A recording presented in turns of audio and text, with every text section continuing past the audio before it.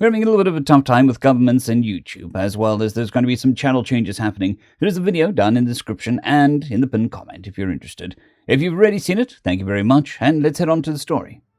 The Human from a Dungeon, Chapter 101. Nick Smith, Adventurer Level 11, Human American. Spring seems to be flying by, Jukka said, as we approached the targets in the training yard. Nash will be joining us tomorrow afternoon. When will we be leaving? I asked. The day after. The summer court is held in the Grand Forest of Clementa, just outside the Clementa city of Calcutta. It'll take a week to get there by cart. I nodded and turned my attention towards one of the targets. Originally, I thought that we'd be returning to Momoldabran, but going directly to the court works too. I briefly wondered how Jukka knew where the court was going to be held, but had more important things to focus on. Jukka and I had waited until school was out to take to the training yard. My intention was to finally practice some spells that I'd thought of, and Jukka was more than happy to supervise, borderline gleeful, in fact. What spell are you going to start with? He asked. Well, I've been worried about something, I replied. Wind Spear doesn't have a lot of penetration power against armor, does it? Neither does Ice Javelin, right? It certainly would against leather armor, my brother teased, but no, you're correct. Most armors would be able to prevent lethality with Wind Spear or Ice Javelin. Right. That's because ice is a pretty weak kind of crystal, and wind is just air. The only reason they have any effect at all is probably because of the gaps in armor, or the magic holding the spell together, which means that their penetrative power is directly tied to the amount of magic used to make the spell. Correct. So, if I were in a fight against someone or something wearing armor, I would have to use all of my magic to get through that armor, I chuckled. Or, I held up a finger in the shape of a gun, pointing it at the target in front of me. The spell itself should cause a small amount of lead to form at the tip of my finger and launch at supersonic speed. I pictured how this would look and felt the magic flow through my channels. Talub Tazak. The formation of the projectile and its launch happened in the blink of an eye. The spell made a loud whoop-like crack that took me by surprise. I'd been expecting a boom, or nothing at all. A small amount of hay was flung from both directions of the target's torso as the bullet impacted it. Jukka let out a low whistle, then narrowed his eyes at something in the distance. What is it? I asked. I think your spell may have struck the wall, he said. Hard to tell from here, though. Let's go have a look. I almost pointed out that it would be weird if it didn't hit the wall, but decided to just roll with it. We walked over to the wall and found a chip where the bullet had struck. Jukka let out another low whistle.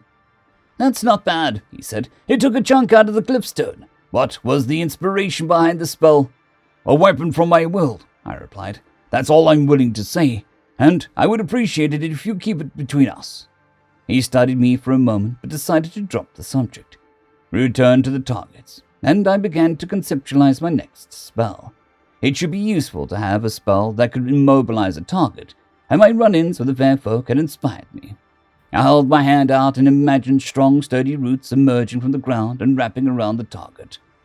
Power to Artisac! Roop, wrap, unlock. Roots suddenly burst from the ground and wrapped themselves around the target.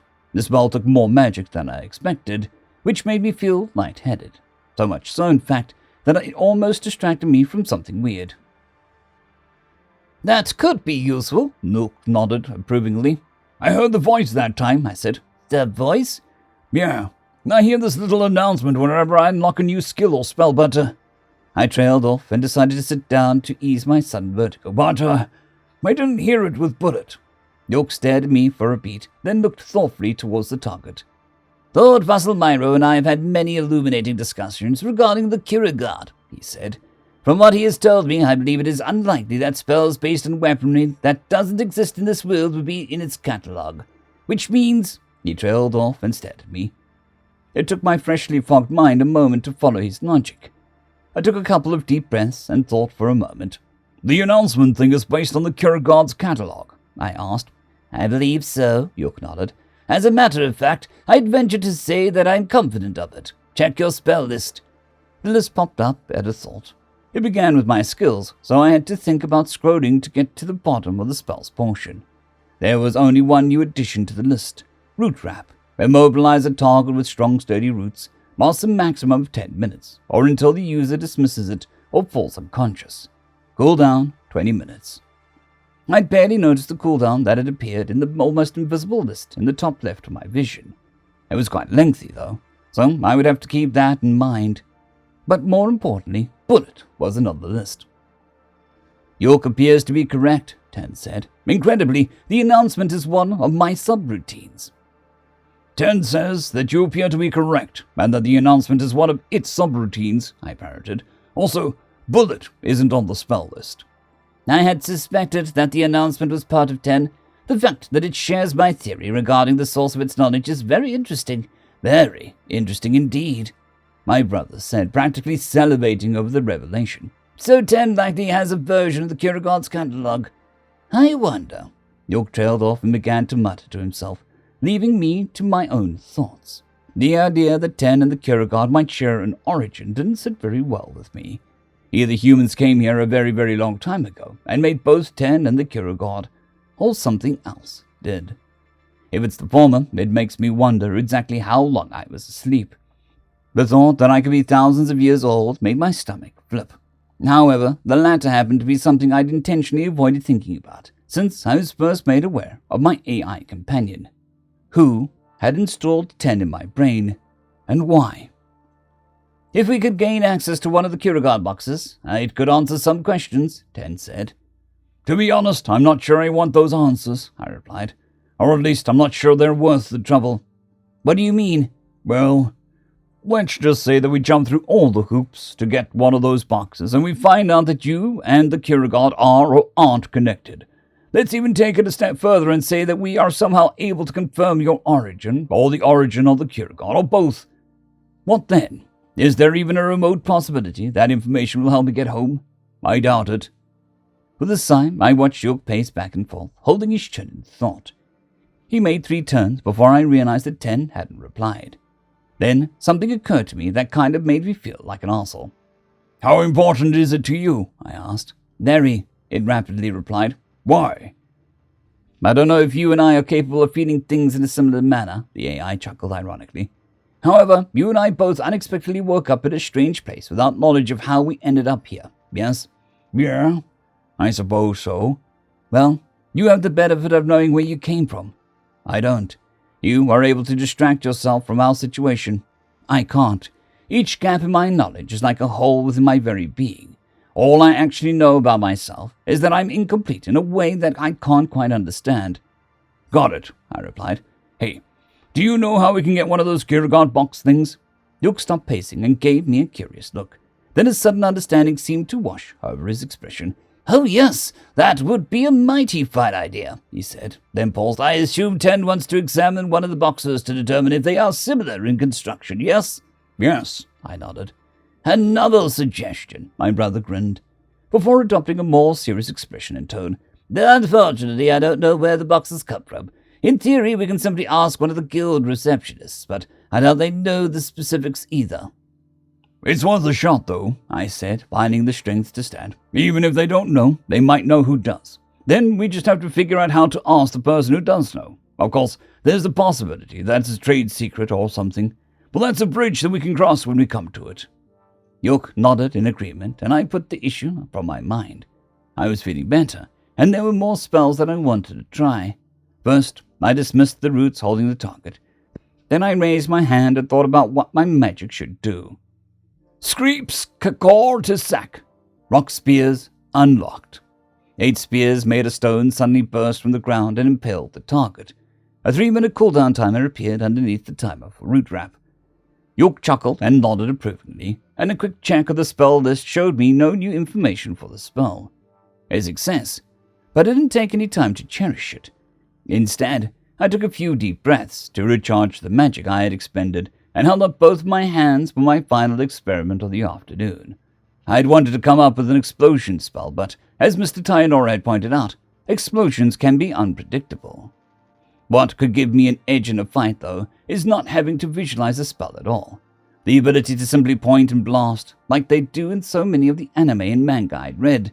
A ki blast or something, but made entirely of magic. I did my best to control my magic and imagined a small amount of it forming and firing from my hands. A ball of multicolored light appeared in front of my hands, but then it suddenly dissipated. As the tunnel vision began, I realized that all of my magic was gone. "Oh, shit," I tried to say. I found myself suddenly looking up at York's concerned face. Was I lying down? Why? "Damn it, Nick," York sighed. "How am I supposed to carry you?" I tried to reply, but everything went dark instead. When my eyes opened again, I was in my room at the inn. The soft bed and its bedding comforted me as I tried to figure out how I teleported from my training yard. "Oh, shit," I sighed as the pieces clicked. A glance out the window told me that it was no longer late afternoon, but morning.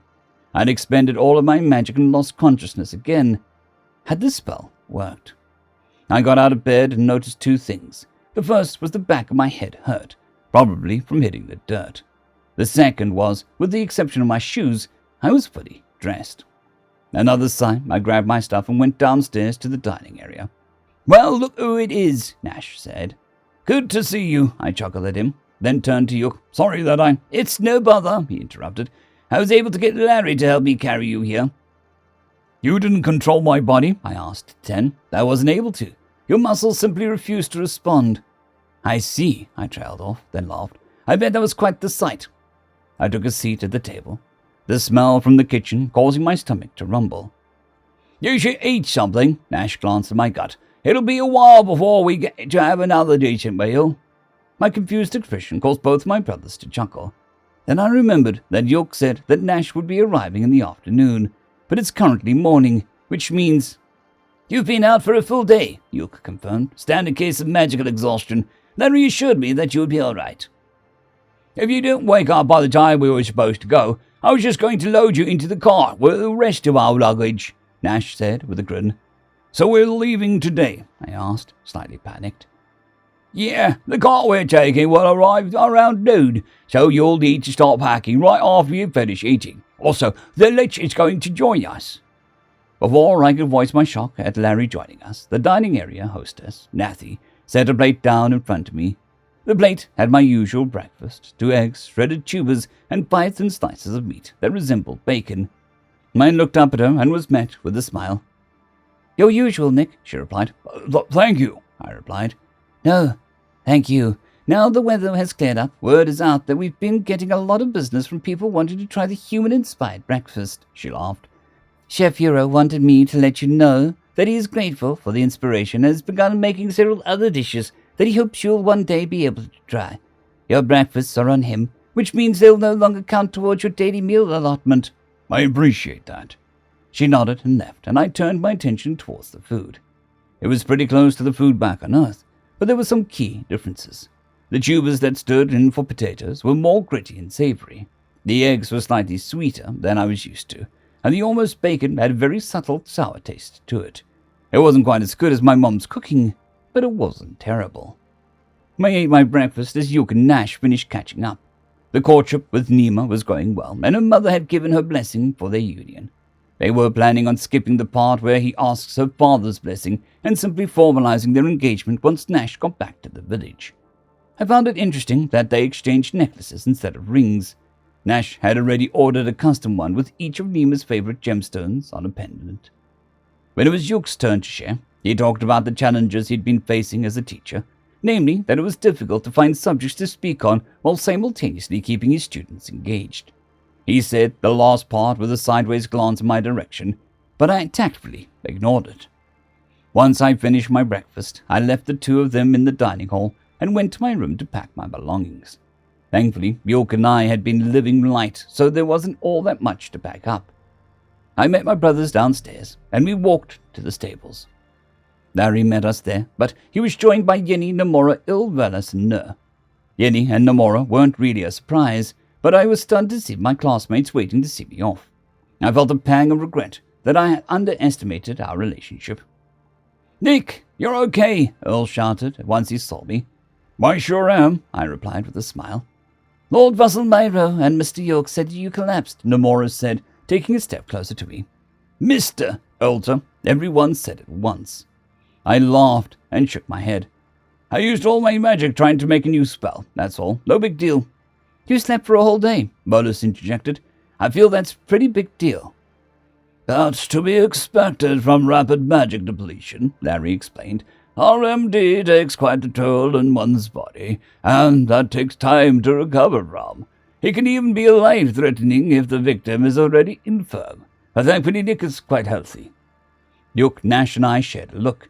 The first time I used all my magic, I woken up almost immediately. That was probably because of my meeting with the higher one, though. I shrugged casually as the cart driven by the dwarf rolled up next to us. For passengers to... He trailed off, staring at Larry with his mouth agape. For passengers to Clementa, Nash said pointedly. Lord Vasselmyra is officially sponsored by High Chief Ullamark, York added. He is also welcome within the Empire of Calcutti. Right, gotcha, the driver said, then looked at me. I am the human that people have probably been talking about, I said. I cringed internally at how egotistical that sentence sounded, but I was immediately proven correct by the driver's confused expression fading. He looked over us once again and sighed softly. Well, you've already paid and everything, so I'm not going to argue with you. Go ahead and get loaded up. We said our goodbyes to those who came to see us off and got in the cart. Earl, Bolus, Ner, Yiddy, and Namora waved as we began to roll away. Yuk, Larry, and I waved back, but Nash remained stoic. Why do I always get the weird ones? Our driver muttered. End of chapter. I would like to thank our T5 members and patrons, Casper Arnholtz, Jon Creighton, Vidmori, 050, Dragzoon W.R.E, and Elijah Silvercross. Thank you very much.